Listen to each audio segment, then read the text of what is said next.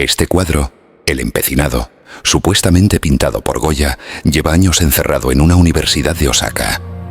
¿Obra maestra o falsa atribución? Nadie se pone de acuerdo, y quizá ese misterio diga más del hombre retratado que del propio lienzo. Un héroe que vivió entre sombras, perseguido, admirado y traicionado. Hoy desenterramos la historia de Juan Martín Díez, el empecinado. Quédate hasta el final porque su último minuto de vida es de película. Nació en Castrillo de Duero, el 2 de septiembre de 1775. Hijo de campesinos prósperos, aprendió pronto que el terreno manda y que el barro enseña. A los naturales de su pueblo les llamaban empecinados, por la vecina del arroyo Botijas, ese cien oscuro que se pega a todo. En su caso, el apodo fue destino, obstinarse hasta doblar la historia. De joven tuvo vocación de armas. Con 18 años se fogueó en la guerra del Rosellón. Allí descubrió que la disciplina sin inteligencia es un desperdicio y que los franceses eran un enemigo que no perdonaba. En 1796 se casó con Catalina de la Fuente, natural de Fuentecén, Burgos. Allí decidió regresar de nuevo al trabajo en el campo, la vida que elige la mayoría: trabajar, formar una familia y sembrar. Pero en 1808, con la ocupación napoleónica, todo cambió. La invasión descendió sobre su tierra como una losa, y una agresión brutal en su pueblo encendió la mecha. Juan Martín reunió amigos y familia y tomó una decisión sencilla y radical. Contra un ejército gigantesco, no sería un soldado más en campo abierto.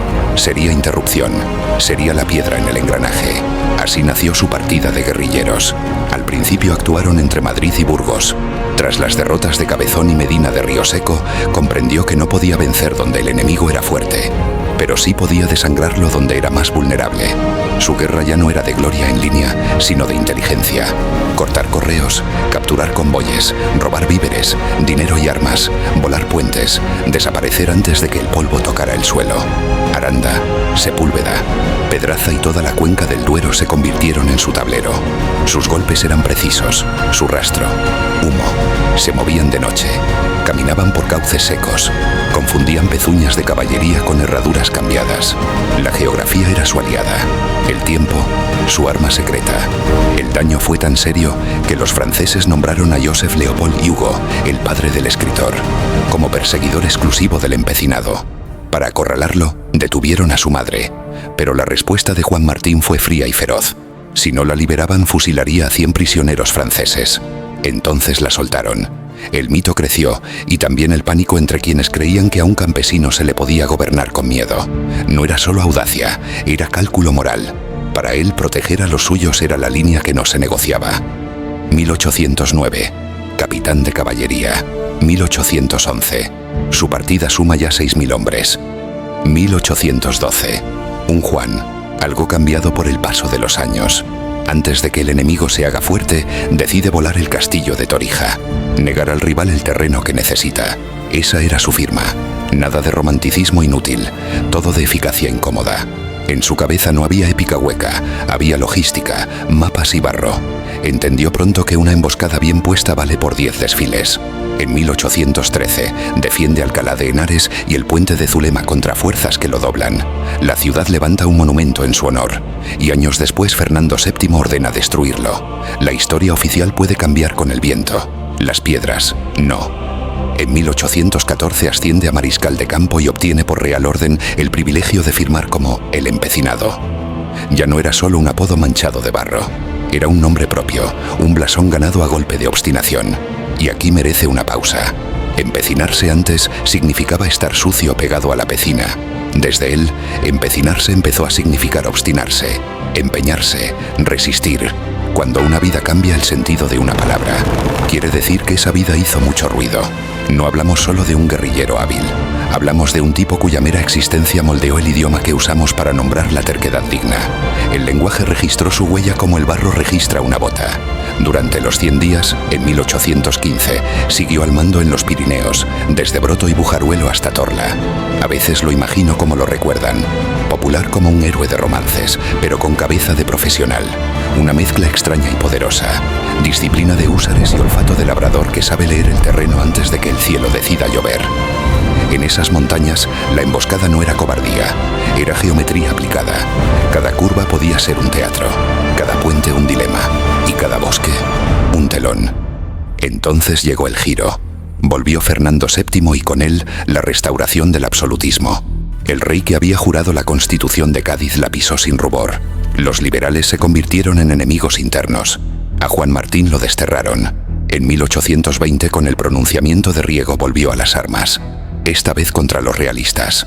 Fue gobernador militar de Zamora y por fin, capitán general. Parecía que el labrador que aprendió a golpear desde las cunetas del Duero iba a encontrar al fin un país donde obedecer la ley no fuera un deporte de riesgo. Y aquí aclaremos algo que importa para entender su final. En 1823, Europa mira hacia España y decide intervenir. ¿Quiénes fueron los 100.000 hijos de San Luis? El nombre suena de leyenda, pero es simple. Fue un gran ejército francés enviado por el rey Luis XVIII, con el beneplácito de las grandes potencias de la época, para invadir España y restaurar el poder absoluto de Fernando VII. Los mandaba el duque de Angulema, en 2 líneas. Cruzaron la frontera porque querían apagar el experimento liberal y devolver la llave del país al monarca. Eso le ofrecían a Juan Martín, un título nobiliario y 1 millón de reales si se unía al ejército de intervención. Y él respondió con una frase que debería enseñarse en escuelas. Si no querías la Constitución, no la hubieras jurado. Yo la juré y no faltaré a mi palabra. Rechazar fortuna por coherencia no da likes inmediatos. Da enemigos para siempre. Pero también da algo que no cotiza. La paz de mirarte al espejo sin bajar los ojos. Y esos enemigos esperaron su momento. En 1823 terminó el trienio liberal. Juan Martín cruzó a Portugal. En 1824 se decretó una amnistía. Pidió permiso para volver sin peligro. Se lo concedieron. Mientras corría en paralelo una orden distinta, sorda y mortal. Ya es tiempo de despachar a Chaleco y al empecinado. Regresó con unos 60 hombres que le habían servido de escolta. En Olmos de Peñafiel lo detuvieron los voluntarios realistas. Lo llevaron a Nava de Roa y de ahí a Roa. El alcalde Gregorio González lo exhibió atado, a pie, delante del caballo. La causa debió ir a la Chancillería de Valladolid, donde quizá habría hallado un juicio con garantías. No llegó. Un enemigo personal movió hilos para juzgarlo en Roa. El final ya estaba escrito. El proceso fue un trámite sin compás. Una sentencia buscando cuerpo, no justicia. Y así llegamos al clímax. 19 de agosto de 1825. Plaza Mayor de Roa.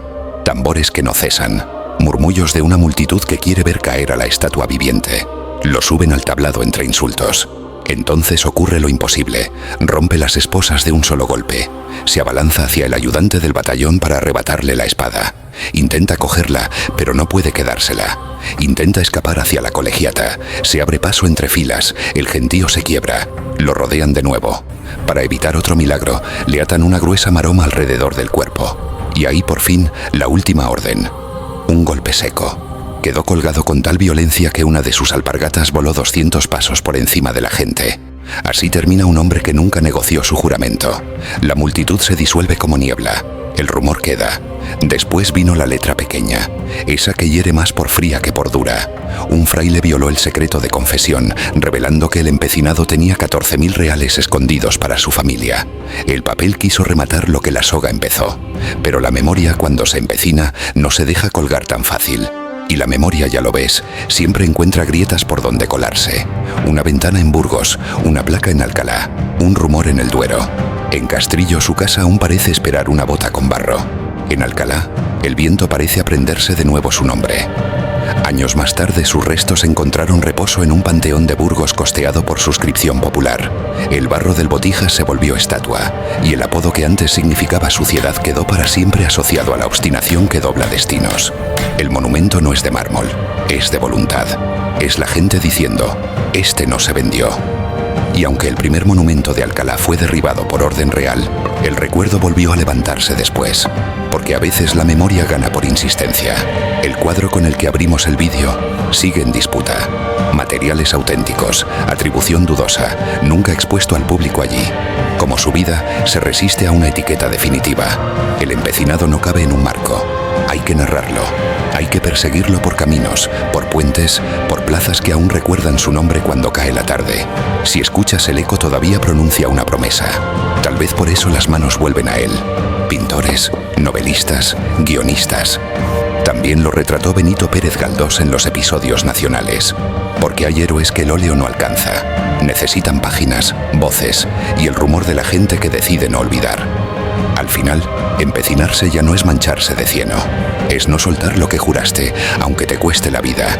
Si hoy alguien te llama empecinado, quizá te dicen terco. O quizá sin saberlo te llaman libre. Entre un título comprado y una palabra dada, él eligió la palabra. Y las palabras, cuando las sostienes hasta el final, hacen más ruido que una salva. Como veis, el cofre permanece cerrado y el pergamino sin leer. Mi postura no cambiará. Y aún queda una última pregunta. ¿Por qué su historia se nos pega a la piel? Porque demuestra que un campesino puede doblar imperios si se empeña lo suficiente. Que el terreno, leído con astucia, vale más que un decreto. Que el juramento, cuando es de verdad, no cambia con el viento. Eso incomoda a los poderosos, inspira siempre a los que están abajo y explica por qué su nombre sigue mordiendo el idioma.